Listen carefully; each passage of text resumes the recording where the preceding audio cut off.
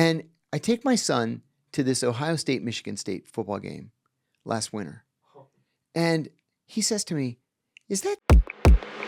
I agree with you that on most issues, we've got a uniparty. Two sides of the same coin. You can sort of tinker around the edges with some differences, but for the most part, they're the same.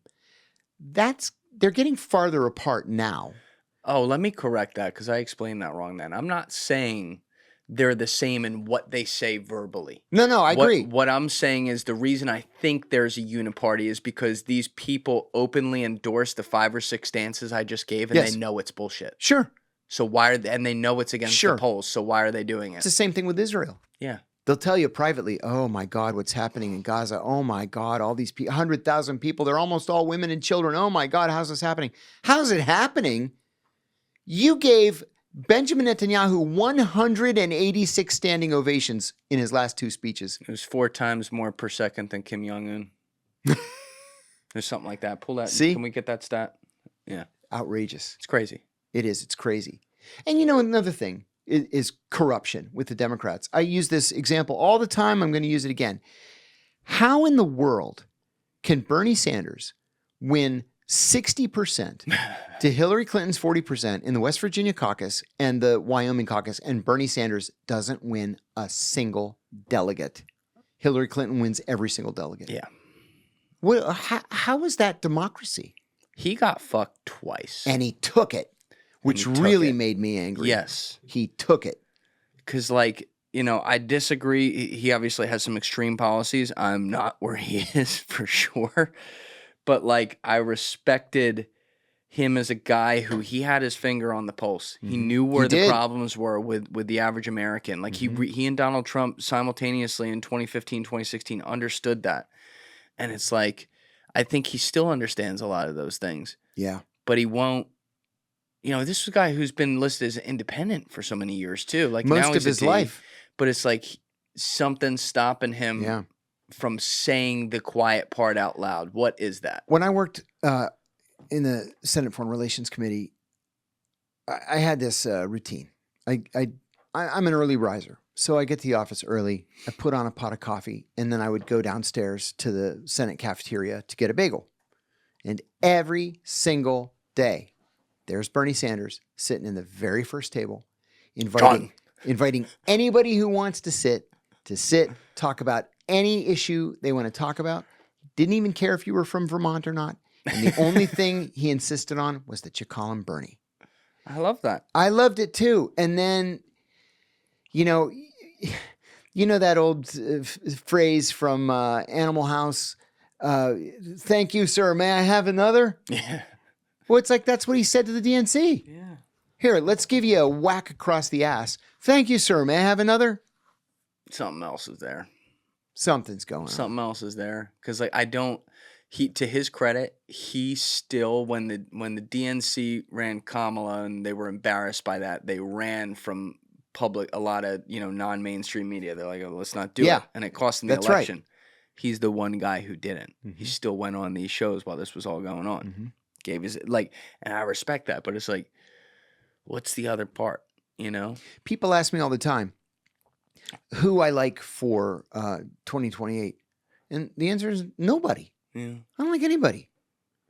Join the club. Yeah. I hate to say that, but I really don't like anybody. Everyone's bought by somebody. Mm-hmm. It's just how it is. Oh, I'll tell you who's the worst offender. Who's the worst? It's got to be John Fetterman.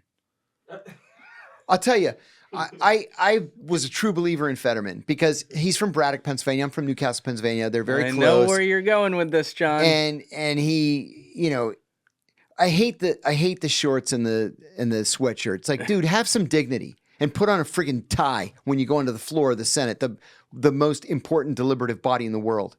Have some respect. Anyway, I sent $50, which was a lot of money to me because, I don't have $50. I have 5 kids. I'm still fighting legal issues. I sent him $50. And it's like he became a neocon as soon as he got elected. And I take my son to this Ohio State, Michigan State football game last winter. And he says to me, is that John Fetterman sitting down there? It's like 15 rows in front of us. I said, I think it is John Fetterman. Unmistakable. So I shout, Fetterman! hey, Fetterman. And he turns around and he doesn't see me, but he's like waving like this. And I said, I want my $50 back, you coward. And he just waving. And then he turns around and sits down again. My son's like, you sent him $50? I said, yeah, I thought he was a lefty. And he's not. He's a fake, just like everybody else in the Democratic Party. He got bought on some issues. He sure did. Yeah. I remember not too long ago, they were calling him, jelly brain and all kinds of terrible things because he had a stroke and he couldn't get a word out and he got killed in the debate because he got confused and from his TBI. And then, no. I will die for Israel. I will stand with Benjamin Netanyahu. It's like, I want my $50 back, you liar. I hear stuff like that and I'm like, that's not natural. It's not. Because I'm sure he was somewhat of a supporter, but it got strong. Like there was off the charts overnight. And you're like, wait a minute. Off the charts. And then he meets with Trump and he's like, Mr. President, keep up your support of Israel. Our Israeli friends need you. It's like, are you kidding me? It's just strange. Who are you? It's strange, man. And like, and the thing that sucks is like, not just the Israelis, but like, I have Jewish friends who like people ask them about this and I'm like, the fuck do I know? Yeah. I don't support this shit. But your society is now turning in on itself. And this is one of the things, and I worry about this all the time. This is one of those things because of what some of these guys are doing and then what some of our idiots say about it. Mm-hmm. Look, I am cynical on this. I've never had a politician at the national level on this show. One time I had a woman on who was running for attorney general of a state, but it was never discussed. She was not on about that. No one knows that was the case. And she didn't bring it up. She's awesome. She didn't bring it up at all. It's probably why she lost because she's maybe not a full-blown politician like the rest of them. Right. But, I've always stayed away from it because cynically I'm like, who wants that job? Mm-hmm. Who are the people who want to be in that role, especially at this point in our history and the way these people act, what they do, their cute little club that a lot better than me down in D.C. This is what I tried to touch on earlier, too. In the 70s and even the 80s, there were some giants on Capitol Hill, true independent thinkers, true intellectuals. Daniel Patrick Moynihan, Barry Goldwater, Ted Kennedy, both parties. And now they're all midgets, all of them. Yeah, and it's like you go on opensecrets.com and you can see gosh, all the different companies paying them. Laid out in black and white. It's crazy. Mm-hmm. Thank you guys for checking out this clip. If you haven't already subscribed, please subscribe and hit the like button on this video. It is a huge, huge help. And if you'd like to check out this clip's full podcast episode, that link is in the description below or right here. And finally, you can follow me on Instagram and X by using the links in my description below.